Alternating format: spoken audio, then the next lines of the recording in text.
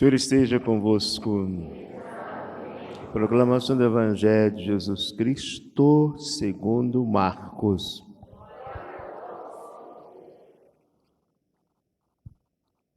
Naquele dia, ao cair da tarde, Jesus disse a seus discípulos: vamos para outra margem. Eles despediram a multidão e levaram Jesus consigo, assim como estava na barca. Havia ainda outras barcas com ele. Começou a soprar uma ventania muito forte e as ondas se lançavam dentro da barca, de modo que a barca já começava a se encher. Jesus estava na parte de trás, dormindo sobre um travesseiro. Os discípulos o acordaram e disseram: Mestre, estamos perecendo e tu não te importas? Ele se levantou e ordenou ao vento e ao mar: Silêncio, cala-te. O vento cessou e houve uma grande calmaria. Então Jesus perguntou aos discípulos: por que sois tão medrosos? Ainda não tendes fé? Eles sentiram um grande medo e diziam uns aos outros: quem é este a quem até o vento e o mar obedecem? Palavra da salvação.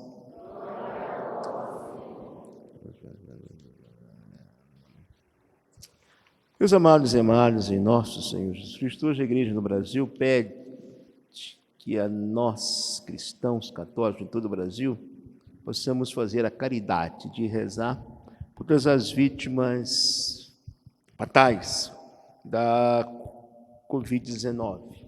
São mais de 500 mil mortos no Brasil, vitimados aí pela Covid-19. A gente reza por esses que faleceram.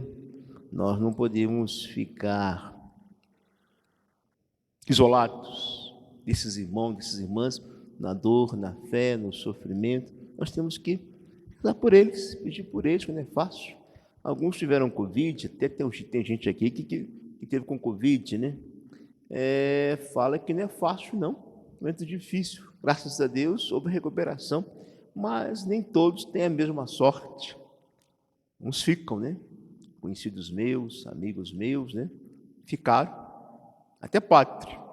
A Covid no Brasil já matou cardeal, arcebispo, bispo, padre, nem se fala.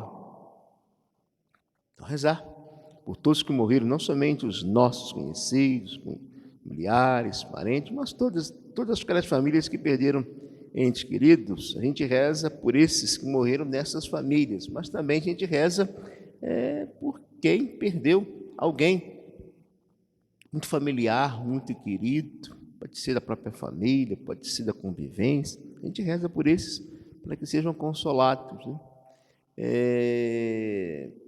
Pela nossa oração, pela presença do Senhor, pela presença de Jesus em suas vidas, tá bom? Então, essa missa a gente coloca essa intenção a pedido aí do arcebispo da igreja que se encontra no Brasil, tá bom? Então vamos rezar, pedir a Deus por todos os falecidos pela Covid-19. São mais de 500 mil em nosso território nacional.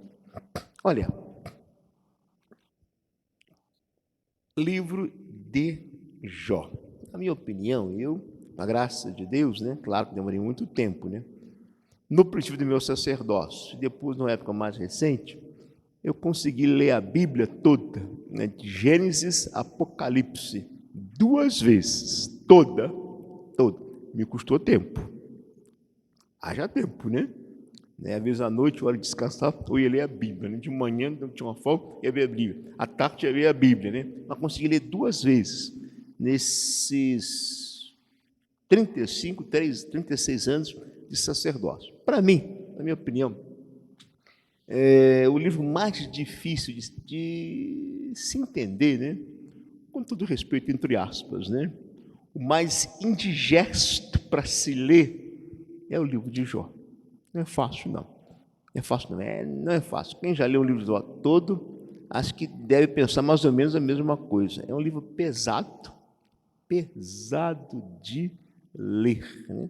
Até que, claro, que o Jó não, esse que está aqui no livro, não é uma pessoa real, é uma homenagem póstuma a um homem chamado Jó.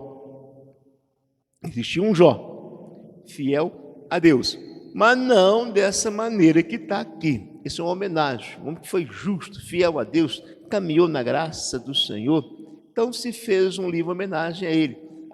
Um homem que manteve sua fidelidade ao Deus vivo de Israel. Como também é o caso também de Daniel. Existiu Daniel, mas não desse jeito. Agora, Isaías existiu. Jeremias, Isaías, Ezequiel, esses sofreram muito. Isaías, Jeremias, Ezequiel sofreram horrores por pregar a palavra de Deus ao povo de Deus.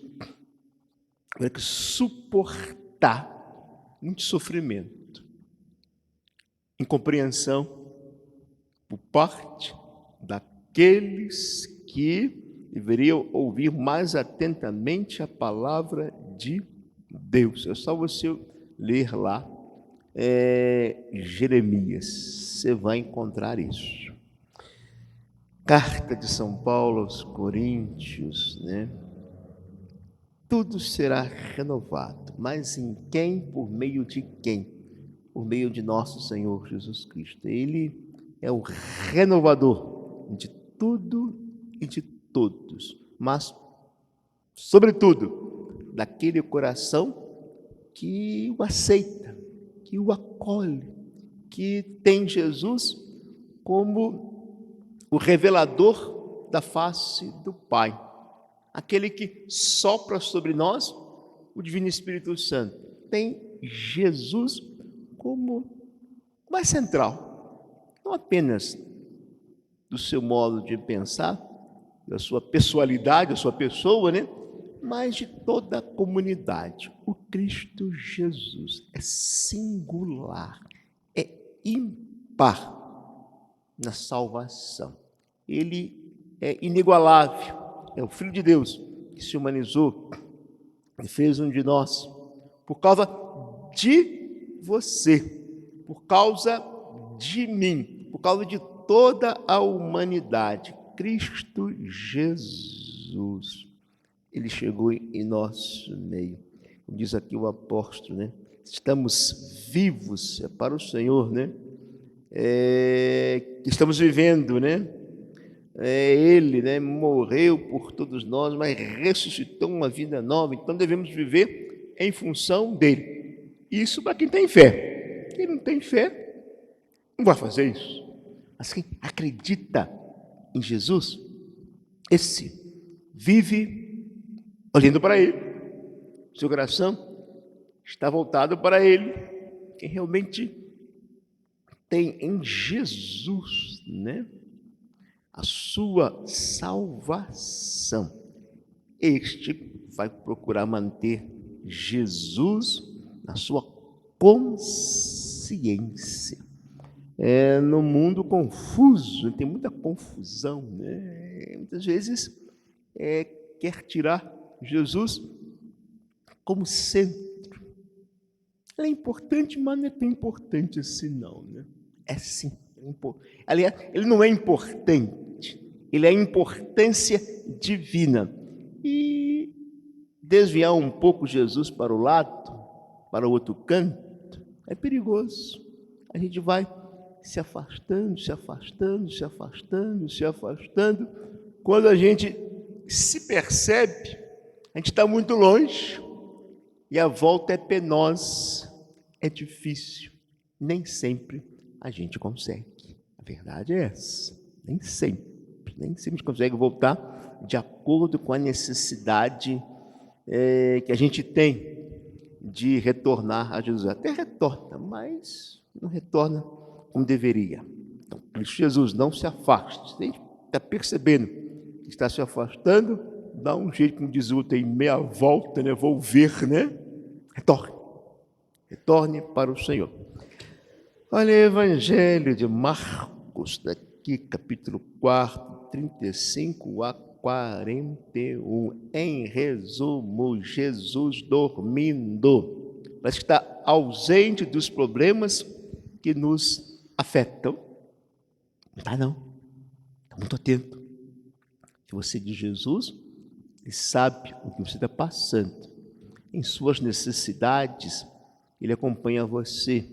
Em suas dificuldades, Ele abençoa a você. Em suas quedas, Ele vai fazer com que você se levante. Jesus Cristo não está ausente da vida da igreja, daquela família que busca realmente ter nele a solução no seu dia a dia. E na palavra de Deus, no Testamento, é dominar as forças da natureza. Isto é ação atribuída ao poder divino. Só Deus pode conter as forças da natureza. Isso está muito claro no Antigo Testamento. E Jesus dominando aqui o vento forte, ventania e o mar, é sinal de que ali está Deus. Jesus é Deus. Temos que dizer isso sempre. Um Deus que se tornou humano, mas Jesus é Deus.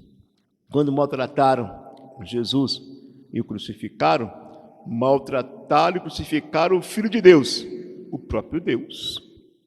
Deus. Mas ele ressuscitou, ressurgiu. E Cristo Jesus hoje, é claro, ele ressuscitado já não sente as agressões. A agressão não pode atingir a ele. Mas ele, de maneira ou outra, ele olha para quem o agride. E quando um irmão, uma irmã dele, Jesus, é agredido ou agredida, é ele próprio que recebe essa agressão. Ele é Deus, acompanha os seus, não abandona os seus, mas ela tem um zelo divino pelos seus, que são do seu rebanho. Portanto, este é nosso Senhor Jesus Cristo, a quem você ama e peçamos a graça de continuar amando, a quem você realmente dedica a sua vida, a quem você estima muito, e que essa estima pelo Senhor Jesus, essa dedicação ao Cristo Jesus, não terminem, mas continuem sempre vir no seu coração a fé e a amizade ao Senhor.